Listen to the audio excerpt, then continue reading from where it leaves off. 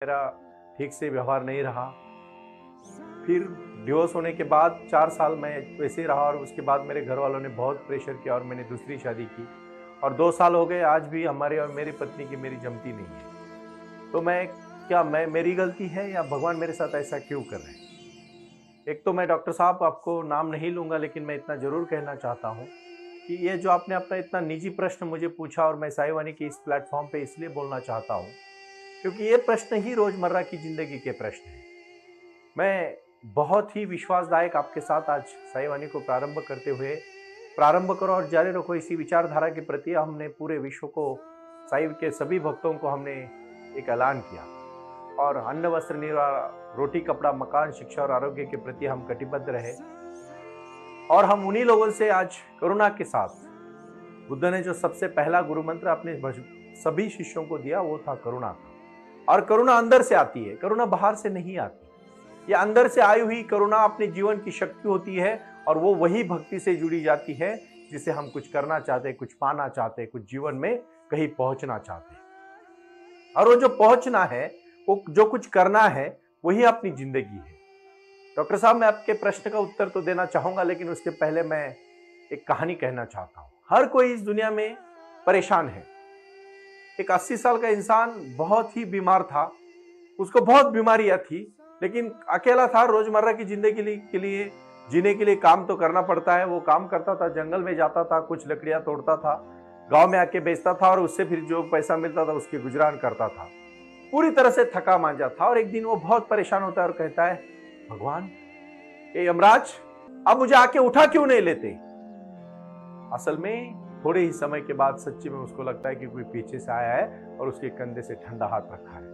वो थोड़ा घबरा जाता है, इधर उधर देखता है, कोई दिखता नहीं, फिर भी उसको लगता है कोई है, हाथ रखा है। और वो बहुत देरी करके पूछता है, शक्ति से पूछता है, कौन है पीछे? तो सामने से शांति से आवाज आती है, मैं मृत्यु हूं। आपने अभी अभी मुझे याद किया, मैं आपको प्रसन्न हुई हूं, आप क्या चाहते हो, चलो मेरे साथ। तो वो एकदम घबरा जाता है। उसको ठंडी के दिन में भी पसीना आना शुरू हो जाता है और जैसे ही पसीना आता है फिर वो कहता है, आपको मैंने बुलाया? हाँ, मुझे अभी याद आया, मैं बहुत बड़े लकड़ियां लेके जा रहा था ना, तो ये गड्ढा देखो, नीचे लकड़ियों का खड्डा जो मैंने इकट्ठा किया था, जो पूरी लकड़ियां और एक साथ बांधी थी, वो नीचे गिर पड़ी। अभी मैं इस जंगल में, मुझे मेरे सर पे उठा के देने वाला कोई नहीं था, आप आए हो, अच्छा हुआ। प्लीज मेरे सर पे ये लकड़ियां रख दो, क्योंकि मुझे गांव जाके उसको बेचना है और मुझे रोजी रोटी कमानी है। कहानी का मतलब यह है कि हम सिर्फ कहते हैं, हम पूरी तरह से समर्पण नहीं देते। डॉक्टर साहब, मैं आपको कहना चाहता हूं कि दुनिया में हर दूसरा अच्छा लगता है और जब तक हमारा मन प्रसन्न नहीं होगा, हम दूसरों के मन को प्रसन्न नहीं कर सकते। रोजमर्रा की जिंदगी के हजारों प्रश्न लेके शिरडी के साईं बाबा के दरबार में जब बाबा शाम को द्वारका माई से चावड़ी तक जाते थे, उस समय उनकी एक छोटी सी यात्रा निकलती थी। एक बार बाबा मस्जिद में बैठते थे, एक बार बाबा मंदिर में बैठते थे। दोनों ने अपनाया था बाबा ने सभी को, और उनके प्रश्न जब पूछते थे तो बाबा उनको सही मात्रा में उनको उनके सवाल का जवाब देते थे और लोग अपनी समस्या छूट के आगे चले जाते। आज भी बाबा ने जलाई हुई धुनी चालू है शिरडी में। वो धुनी आज के जगत में कौन सी धुनी है? तो वो क्रांति की धुनी है, वो प्रसन्नता की धुनी है, वो शक्ति की धुनी है, वो भक्ति की धुनी है। आपने जब शादी की डॉक्टर साहब, और 4 साल के पहले आपका डिवोर्स हो गया, घटस्फोट हो गया, आप अलग हो गए, आपको लगा कि अब मैं छुटकारा पा चुका हूं, अभी किसी सुंदर सुशीला और शालीन लड़की से मैं शादी करूंगा, और 2 साल शादी को हो गए आपके, और फिर आपको वही समस्या जूझ रही है। इसका मतलब मैं आपको नाम नहीं रख रहा हूं, लेकिन आप जो अपेक्षा लेके बैठे हो उसको पूरा करना जरूरी होगा। पहले आपको मन को शुद्ध करना पड़ेगा डॉक्टर साहब। मैं साईं बाबा का ये प्रश्न आप इसी साईं बाबा के दरबार में मैंने इसलिए लिया है कि ये एक अकेले डॉक्टर साहब की नहीं, बहुत सारे मेरे भाई बहनों की समस्याएं हैं। और आज तक इंटरनेट के जमाने में आईटी के सेक्टर में तो बहुत सारी समस्याएं आती है। मेरे DK Sai legal law firm में हर दिन ऐसे हजारों प्रश्न जो फैमिली से रिलेटेड होते हैं, महिलाओं के रिलेटेड होते हैं, भाई और बहनों को रिलेटेड होते हैं, वो हमारे इसमें आते हैं। कहना मुझे इतना ही है कि जब तक हम अपने अंदर के दर्पण को ठीक से नहीं समझ पाएंगे तब तक दूसरों से अपेक्षा करना उचित नहीं है। पहले अपने मन को जानो, अपने मन को खंगालो, अपने मन को ध्यान धारणा से शुद्ध करो और भक्ति के उस चरम अवस्था पे पहुंचो जहां आपको पूरी दुनिया अच्छी लगने लगे। और फिर देखना, जब एक बार मन प्रसन्न हुआ पूरी दुनिया प्रसन्न लगती है। जब एक बार मन ने ठान लिया कि सब कुछ अच्छा है तो सब कुछ अच्छा दिखने लगेगा। अगर आपका मन हमेशा देखेगा कि सब कुछ बुरा है तो आपको सब बुरा दिखेगा। मैंने कहा लकड़हारा जीना नहीं चाहता था, मरना चाहता था, लेकिन जब असल में मौत उसके सामने आई तो वो डर गया। अकेलापन को आप डरते हो डॉक्टर साहब, नहीं तो फिर आप दूसरी शादी नहीं करते। अगर आपने दूसरी शादी की है तो अभी आपको एडजस्टमेंट करना पड़ेगा। एक तड़जोड़ के बगैर जिंदगी नहीं है। कहीं भी पांचों उंगलियां भी समान नहीं है, लेकिन इसको पांचों उंगलियों को बल के मुट्ठी बनती है। वो कहीं अगर आपकी पत्नी आपसे कुछ बोल रही है तो आप 2 कदम पीछे आइए, कभी कभी 4 कदम आगे जाइए, लेकिन आपको आगे पीछे ये प्लानिंग आपके जीवन में रखना पड़ेगा, बैलेंस रखना पड़ेगा। और बिल्कुल मन में जो भी आपके मन में विचार है उसको शांति से स्पष्टता के साथ उनको एक बार कहो। क्योंकि देखो, अब दूसरी हो गई, तीसरी हो गई, चौथी हो गई, पांचवी हो गई, अब कितनी भी शादियां करो, जिंदगी में कभी आपके परफेक्शन आपके मन में नहीं आएगा। क्योंकि ये साई वाणी का गुरु मंत्र है कि आप प्रारंभ करो, जारी रखो, लेकिन उसके पहले कौन सा क्रिया करो। मेडिटेशन एक ऐसी शक्ति है, आपको बहुत बड़ी समझदारी देती है। और जब वो समझदारी आपको देती है ना, तो बहुत सारी समस्या यूं ही हल हो जाती है। बिना किसी प्रयास के, मेडिटेशन के माध्यम से, समझदारी से लेने हुई चीजों से आप मसला हल कर सकते हो। एक छोटी सी कहानी है, मैं जरूर कहना चाहूंगा। कहानी बड़ी प्रीतिपूर्ण है, कहानी को ठीक से समझिए। एक राजा अपनी प्रजा के लिए बहुत कुछ करता था, बहुत उसकी देखभाल करता था, सबका ख्याल रखता था।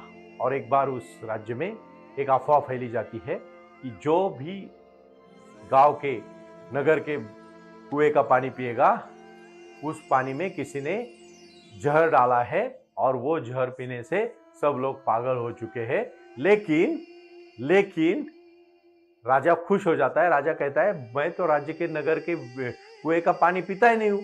मैं, प्रधान, वजीर और मेरे कुछ खास सैनिक और रानी साहिबा, हम सिर्फ हमने राजमहल के अंदर के कुएं का पानी पीते हैं। फैल गई पूरी तरह से जो अफवाहें होती है तो वो जल्दी फैलती है। सबने ऐसा अर्थ निकाला कि जो भी नगर के, राज्य का पानी, कुएं का पानी पिएगा वही सिर्फ अच्छा आदमी रहेगा, जो नहीं पिएगा वो पागल हो जाएगा। और सबको पता चलता है कि राजा और कुछ सैनिकों ने और रानी ने पानी नहीं पिया है, मतलब वो पागल है, उनको पकड़ के मारो। और सब राज्य के लोग राजमहल की तरफ दौड़ते, तो राजा डर जाता है और वो पूछता है अपने वजीर को, अब क्या करे। तो वजीर होता है, वो कहता है, महाराज एक ही कर सकते राजे, अभी हम पीछे के दरवाजे से चले जाए और वही कुएं का पानी पिए, जिस कुएं का पानी पी के सब लोग होशियार हुए हैं, सज्जन हुए हैं। क्योंकि वो हमें पागल समझ रहे, क्योंकि हमने उस कुएं का पानी नहीं पिया है, और आप समझ रहे थे कि जो वो उस कुएं का पानी पिएगा वो पागल होगा। डॉक्टर साहब, जो शादी करे, वो कहावत है ना, जो खाए वो भी पछताए और जो न खाए वो भी पछताए। प्रश्न तो निजी है, जीवन में एक दूसरे का साथ होना चाहिए, लेकिन साथ सिर्फ शरीर का नहीं होता, साथ मन का होता है, साथ विचारों का होता है, साथ इंटेलेक्चुअल कम्युनिकेशन का होता है, साथ एक दूसरों के प्रति सजगता का होता है, प्यार का होता है, गहराई का होता है, सच्चाई का होता है, अपनापन का होता है, ट्रूथनेस का होता है, और कंधे से कंधा मिला के एक दूसरे के सुख में साथ देने का होता है। आप अभी एक चिंता ना करें, 1 महीना मैं आपको कहता हूं, आज से आप साई क्रिया को प्रारंभ करें, साई वाणी सुने, साई क्रिया को प्रारंभ करें। बहुत बार हम द्विधा मनस्थिति में जाले जाते हैं, तो उस समय एक ही बात करनी है, मन को स्थिर करके मन का ही सुनना चाहिए। किसी दूसरों के सुनोगे, अलग तरह के इंसान, समस्या तो आपकी है ना, आपकी समस्या, आप दूसरा कैसे उसका आंसर दे पाएगा। आपको अपनी समस्या को खुद के बलबूते पे नीचे स्तर पे जाके सोचना पड़ेगा, और उसके लिए आपको ध्यान करना पड़ेगा, मेडिटेशन करना पड़ेगा, साई क्रिया करनी पड़ेगी। और मैं दावे के साथ कह सकता हूं कि जब जब आप साई क्रिया करोगे, जीवन में बदलाव आएगा। आपको अपना मार्ग दिखेगा कि मुझे क्या करना चाहिए इस समय पे। और इसीलिए मैं कहना चाहता हूं, उठो, जागो, और तब तक मत रुको जब तक आपसे साई क्रिया नहीं होती, साई वाणी नहीं सुनते। और साई ध्यान आप नहीं करते। मेरा लक्ष्य यही है और इसीलिए आओ हमसे जुड़े, ये क्रांति करने के लिए आप साई वाणी का प्रारंभ करें और जारी रखें। इस मूलमंत्र को लेकर आप चले, किसी के माध्यम से जीवन में क्रांति आएगी। शिरडी के साई बाबा ने अपने हजारों करोड़ों भक्तों को आशीर्वाद दिया है और आज अनंत कोटि ब्रह्मांड नायक सच्चिदानंद श्री सदगुरु साईनाथ महाराज की जय, ये जब नारा हम इस साई वाणी के माध्यम से लगाते हैं तो आपके जीवन में क्रांति करने के लिए लगाते हैं। ये क्रांति बहुत अच्छी क्रांति है और इस क्रांति को पाने के लिए पहले आप कटिबद्ध हो जाए, हमारी शाखाओं से जुड़े। अपने अपने राज्य में हमने शाखा शुरू की है और हर शाखा अपने भाई बहन ने जब अपने घर से लेके शुरू की है, वो मेरा हर एक नागरिक, एक साई का भक्त मेरे लिए एक शाखा है, क्योंकि उसी से जो क्रांति होगी वो क्रांति पे, सच्चाई पे मेरा आज भी विश्वास है और हमेशा रहेगा।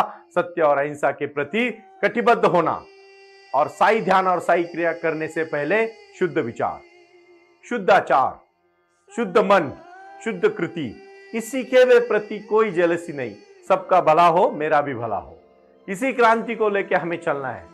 सबका मालिक एक है, श्रद्धा और सबूरी है और प्रारंभ करो और जारी रखो है। इन्हीं विचारधाराओं के प्रति सजगता के साथ खुशी से काम करो, खुशियां बांटोगे, जीवन खुशी से बह जाएगा और खुशियां दोगे तो खुशी मिलेगी, दुख दोगे तो दुख मिलेगा। बहुत बेसिक चीजें कहता हूं मैं बहुत बार, बट बेसिक चीजें ही जिंदगी है। बड़ा बड़ा सोचोगे कुछ नहीं कर पाओगे, खाली बोलने से, बड़ी बड़ी किताब रटने से कुछ नहीं होता। रोजमर्रा की जिंदगी में आई हुई समस्या को अपने बलबूते पे शांति से छोड़ना, स्थिर होके, मन स्थिर करके, स्थिरता के साथ, स्तब्धता के साथ आगे चलना और कहीं पहुंचने का जब आनंद होता है खुद के बलबूते पे, वो बहुत प्यारा होता है, बहुत न्यारा होता है।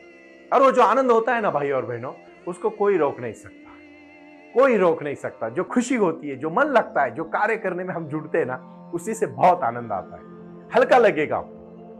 लगातार आप प्राणायाम के जो क्रिया करोगे, ये प्राणायाम की क्रिया इतनी बड़ी शक्ति है ना, आपको किसी दोहरी शक्ति की जरूरत नहीं पड़ेगी। अपने अंदर की शक्ति को जलाओ, ये प्राण ऊर्जा को पूरी शरीर में, नस नस में भर दो। हर नस में, हर आपके सेल्स में जब वो सांस जाएगा ना, वो शक्ति का सांस जो निगेटिविटी को बाहर फेंके, पॉजिटिविटी को अंदर लेंगे। और ये क्रिया आधा घंटा 20 मिनट करोगे, 20 मिनट साई क्रिया, 20 मिनट साई ध्यान और 20 मिनट साई वाणी सुनोगे, पूरे जीवन में बदलने की क्रांति होगी। क्योंकि ये शक्तियां हैं, ये शक्तियां अपने अंदर छुपी है। अपने को कहीं मनुष्य जन्म को इतनी बड़ी शक्ति भगवान ने दी है। सबसे पहले तो मैं कहूंगा मनुष्यों को विचार प्रदान करने की शक्ति दी है। एक दूसरे के प्रति वो अपने भावनाओं को सादर कर सकते हैं, इसीलिए उनको दुख दर्द कम होगा। बाकी प्राणियों का ऐसा नहीं है। बड़ा प्राणी छोटे प्राणी को खा लेता है, लेकिन कम से कम इंसान कितना भी बड़ा हो तो दूसरे को मारता तो नहीं है ना। जो मारते हैं वो गलत है, वो जानवर है, क्योंकि उनको पता ही नहीं चला कि हमारा जन्म किस लिए हुआ है, हमारे हाथ में कौन सा शस्त्र दिया है। मैं हमेशा कहता हूं, जो बुरी आंखों से आप बुरा बोल देख सकते हो, उसी बुरी आंखों से अच्छा देख सकते हो। जो मुंह से गालियां दे सकते हो, गलत गलत अनाप शनाप बातें कर सकते हो, उसी मुंह से आप संस्कृत के श्लोक और अच्छा पारायण भी कर सकते हो। जो चीज, जो शक्ति, जो भक्ति जो आपको अच्छे मार्ग पे लेके जा सकती है, उसी के राह पर चलो। थोड़ी तकलीफ जरूर होगी, लेकिन याद रखना वो तकलीफ आपको जिंदगी में कभी हराएगी नहीं, क्योंकि ये भक्तियां और ये शक्तियां अपने अंदर होती है। मैं हमेशा कहता हूं और हमेशा कहता रहूंगा कि अपने को अपना ही जीवन जीना है।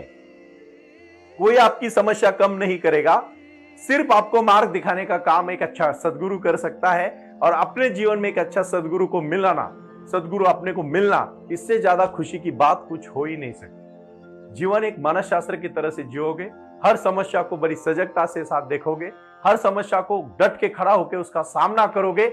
हर चीज को, हर जीवन में आई हुई समस्या को डट के खड़े रहो। आपसे बुरी बड़ी कोई समस्या नहीं है, हर समस्या आपको भाग जाएगी, आपको देख के भाग जाएगी, इतनी ताकत है आप में, लेकिन आप डट के खड़े नहीं होते हो। आप खुद का आत्मविश्वास कम करते हो ना, इसीलिए आप हार जाते हो। आज मैं सबसे पहले कहूंगा, आत्मविश्वास को बढ़ाओ, जो आत्मबल की शक्ति है उसको बढ़ाओ। आपको कोई नहीं रोकेगा, कोई कभी नहीं आप थक जाओगे। इसीलिए मैं आखिरी में कहता हूं, उठो भाइयों, जागो, प्रारंभ करो और जारी रखो। ओम साई राम। ओम साई राम। प्रारंभ करो, जारी रखो। इसी विचारधारा से साई वाणी का प्रारंभ हुआ। शिरडी के साई बाबा का आशीर्वाद पाके खुद अपने जीवन में एडवोकेट डॉक्टर सुनील नाना साहेब करपे जी ने साई वाणी के इस कार्यक्रम को प्रारंभ करते हुए 21वीं सदी को सही में साईं बाबा के आशीर्वाद से लोगों के जीवन में बदलाव एवं खुशियां लाने के लिए साईं वाणी का प्रारंभ किया। लगातार लोग साईं वाणी को सुनते आ रहे हैं। साईं कृपा जो साईं ध्यान से जुड़ी हुई है, क्योंकि मेडिटेशन ही एक ऐसी शक्ति है जो जीवन में क्रांति ला सकती है, बदलाव ला सकती है और खुशियां दे सकती है। लेकिन उसके लिए प्राणायाम बहुत महत्वपूर्ण है और अपने संकल्प के प्रति अडिग रहकर उन्होंने प्राणायाम की श्रृंखला को अपनी शक्ति से जोड़ा और उसको साई क्रिया के माध्यम से साई ध्यान के प्रति वो लगातार लेके चले गए। इन सब क्षेत्रों के लिए एक ऐसा परिक्षेत्र होना चाहिए जहां लोग आए और रुके। शिरडी में साईं बाबा के समाधि के आशीर्वाद के बाद उनको ज्ञान और ध्यान दोनों की शक्ति देने का प्रयास किया जा रहा है। इसीलिए साईं बाबा की 65 फुट हिंदुस्तान की सबसे बड़ी प्रतिमा बनाकर वहां बाबा का मेडिटेशन सेंटर खोला गया है। साईं आंगन इस नाम से यह जाना जाता है। देऊळगाव गाड़ा, तालुका दौंड, जिला पुणे, यहाँ साईं आंगन की और बारामती क्षेत्र में साईं आंगन में इसी क्षेत्र की निर्मित करते हुए उन्होंने यहाँ निजी व्यवस्था के साथ बच्चों के लिए गुरुकुल सिस्टम का इंग्लिश माध्यम का स्कूल, जहाँ बच्चे पढ़े और जहाँ बच्चे गुरुकुल में रहकर गुरुकुल के माध्यम से गुरुर ब्रह्मा गुरुर विष्णु गुरुर देवो महेश्वरा गुरु साक्षात परब्रह्म तस्मै श्री गुरुवे नमः इसका ज्ञान ले पाए। इसी के लिए इसे पूरी तरह से सीबीएसई एवं गुरुकुल के माध्यम से बच्चों को एक सुजान एवं भारत का एक ज्ञानी और अच्छा नागरिक बनाने के लिए वे ये कर रहे हैं। उसी के साथ हेल्थ इज वेल्थ कहते हैं कि शरीर ही सबसे महत्वपूर्ण संपदा है और उस संपदा को आयुर्वेदा के माध्यम से लोगों को जोड़ना चाहिए। इसीलिए उन्होंने यहाँ साईं वाणी आयुर्वेदा हॉस्पिटल की भी निर्मित की है और उस कार्य के लिए वो पूरी तरह जुड़ चुके हैं। पूरे विश्व से लोग साई क्रिया और साई ध्यान के माध्यम से जुड़ रहे हैं और इसीलिए उन्होंने साई वाणी trust.org इस ई कॉमर्स की भी स्थापना की है। इस ई कॉमर्स के माध्यम से हजारों करोड़ों भाई बहन को उन्होंने व्यापार करने के लिए प्लेटफॉर्म दिया। उनकी कला, उनकी क्षमता, उनका ज्ञान लोगों तक पहुंचाने के लिए साईं वाणी trust.org बहुत बड़े लेवल पर महत्वपूर्ण प्रयास कर रहा है। इसीलिए यहाँ आए। ये बाबा की नगरी है। यहाँ बाबा का विज्ञान, बाबा का आशीर्वाद एडवोकेट डॉक्टर सुनील नाना साहब करपे जी के साथ लोगों तक पहुंच रहा है। हमसे जुड़े रहने के लिए आज ही साईं वाणी के ऑफिशियल यूट्यूब चैनल को सब्सक्राइब करें या अधिक जानकारी के लिए संपर्क करें 9604050607। ओम साई राम। प्रारंभ करो, जारी रखो।